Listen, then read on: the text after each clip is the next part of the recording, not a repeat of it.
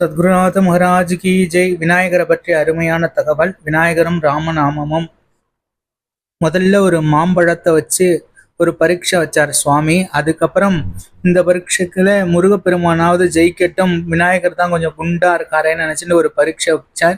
இந்த தடம் முதல் கணங்களுக்கெல்லாம் அதிபதி அப்படின்னு சொல்லிட்டு கணநாதன் ஒரு பொறுப்பு இருக்கே, அந்த பொறுப்புக்கு யாரு இந்த வாட்டி பூபிரதட்சணம் பண்ணி முதல்ல வராங்களோ அவங்களுக்கு அந்த பொறுப்பு அப்படின்னு சுவாமி சொன்னோன்னே, உடனே இந்த வாட்டியாவது முருகப்பெருமான் ஜெயிக்கணும்னு நினைச்சார் சிவபெருமான். ஆனா இந்த வாட்டி என்ன பண்ணினா, ராமநாமத்தை எழுதி வலம் வந்தார் விநாயகர். உடனே டக்குன்னு இந்த பொறுப்பை பதவியை வாங்கிட்டார்.